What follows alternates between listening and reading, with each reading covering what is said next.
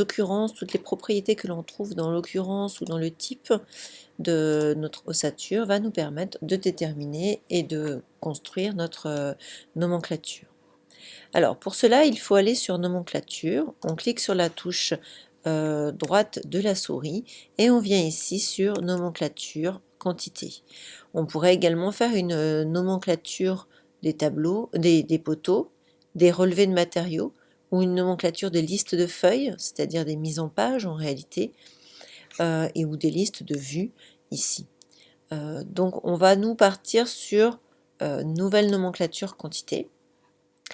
On va choisir une nomenclature liée à l'ossature et on va créer une table de composants. Là, on se retrouve dans ce qu'on appelle les propriétés de la nomenclature et en particulier dans le choix des champs que nous allons mettre dans notre tableau, c'est-à-dire des différentes colonnes qui vont composer notre tableau. Donc on peut peut-être déjà commencer par lui dire, ben voilà, on voudrait faire apparaître le type peut-être, type, la famille à laquelle appartient notre élément. Alors on va mettre plusieurs colonnes et puis on pourra ensuite les trier, les enlever au fur et à mesure. Un identifiant s'il y en a un, des longueurs, le matériau qui le constitue s'il est indiqué, le niveau de référence, le nombre. On peut mettre la totalité des informations, éventuellement le volume. Voilà. Et ici, on se retrouve avec un tableau qui est complété avec une présentation plus ou moins intéressante. Bien entendu, on peut le renommer. Et ici, appeler nomenclature des poutres. Automatiquement, le nom qui apparaît dans le titre de ma nomenclature également apparaît dans mon arborescence. Donc ici, vous voyez, j'ai le type, j'ai la famille et le type, la famille, bon, c'est peut-être un petit peu beaucoup, l'identifiant. Alors, on pourrait très bien le compléter ici, cet identifiant pourrait nous permettre de faire correctement les désignations, les annotations de nos différents repérages de poutres, les longueurs, le matériau structurel, les niveaux de référence, le nombre de poutres, et puis enfin le volume.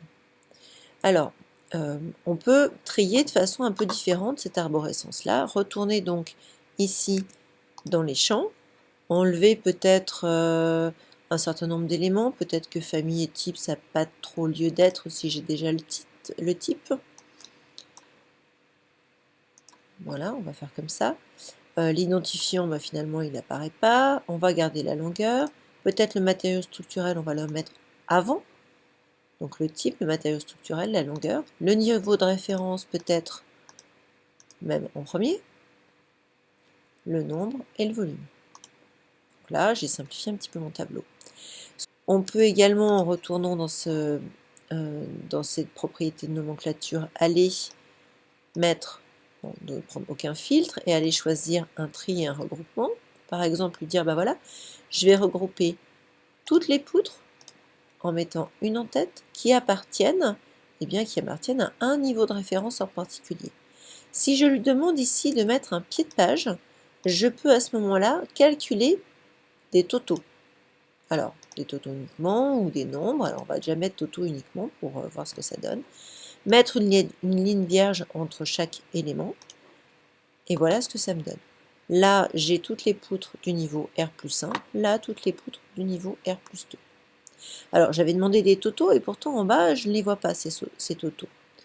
Pour les voir, évidemment, il faut que je retourne dans mes propriétés.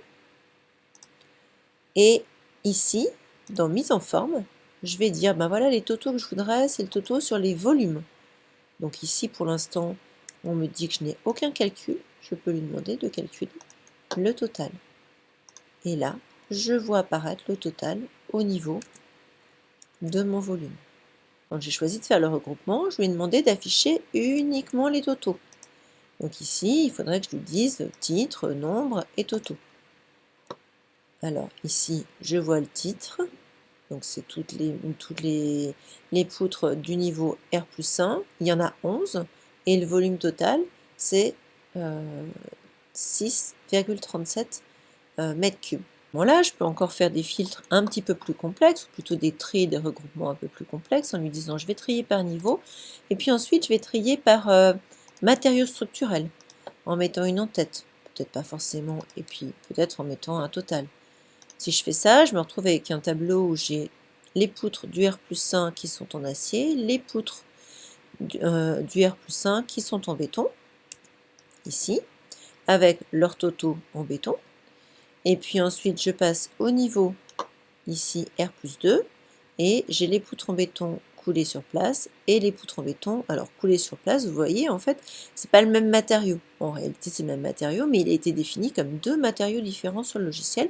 Donc lui, il me fait naturellement deux lignes, ce qui veut dire qu'il faut être très rigoureux dans la saisie de nos matériaux. Alors, autre chose, on peut simplifier un peu ce tableau. Là, il est relativement court, mais si on veut quelque chose d'encore plus simple, on peut lui demander, ici, eh bien, de ne pas détailler chaque occurrence. Si je clique, si je décoche ceci, eh bien, je n'ai que les totaux qui apparaissent, que les dernières lignes qui apparaissent, et plus la totalité des éléments.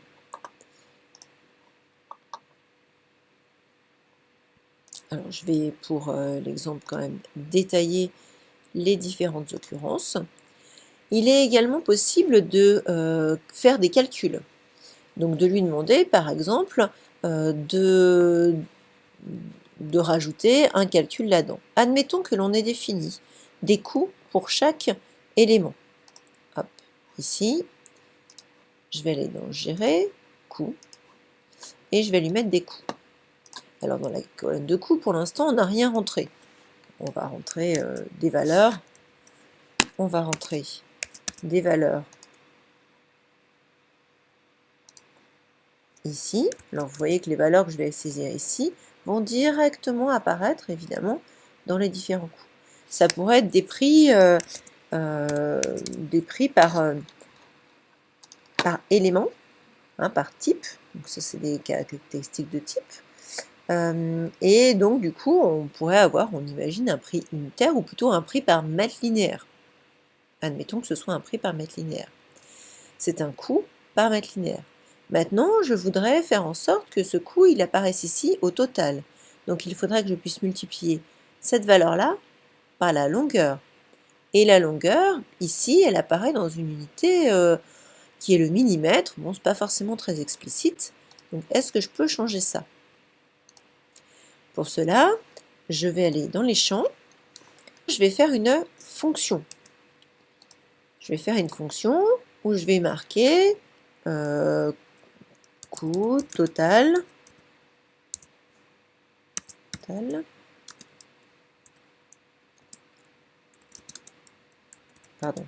de la poutre.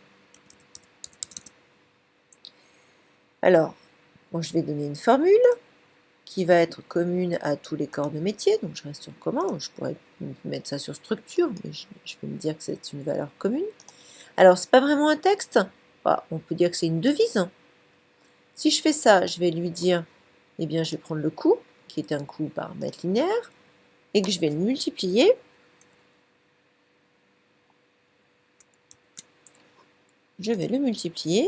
par, eh bien, ma longueur.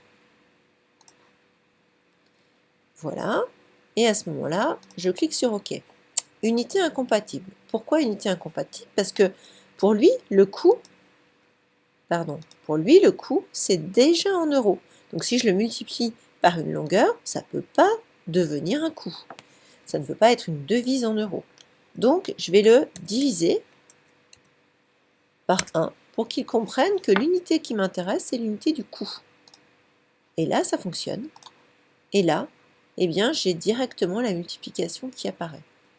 Sauf que moi, j'aurais voulu que ce prix-là soit un prix en euros par mètre linéaire, pas par millimètre. Donc, ma formule, elle n'est pas tout à fait juste. Je vais venir la modifier. Ici, donc le problème, c'est un problème ici d'unité.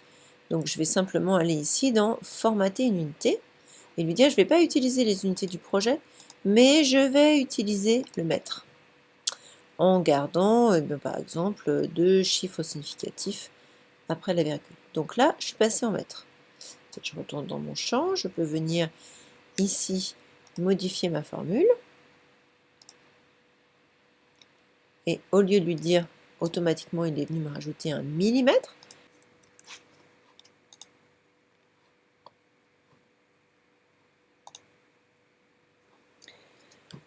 Donc du coup, vous avez vu que pour pouvoir arriver à un coût en euros, il faut donc que dans ma formule, ici, hop, je viens de lui demander le coût fois la longueur divisé par 1, ce qui veut dire que je n'ai plus d'unité sur ce paramètre-là, et je le divise ensuite par 1000 pour retrouver effectivement des mètres. Et donc, je me retrouve avec un calcul qui est bien 80,4, 12 fois 6,7. Voilà, alors après, on peut, sur ces éléments-là, réorganiser différemment. On peut imaginer de faire un filtre, par exemple, en ne conservant que les éléments qui appartiendraient au R+1. Et à ce moment-là, on dirait, ben voilà, ça c'est la nomenclature. On va la renommer, on va l'appeler nomenclature poutre R+1.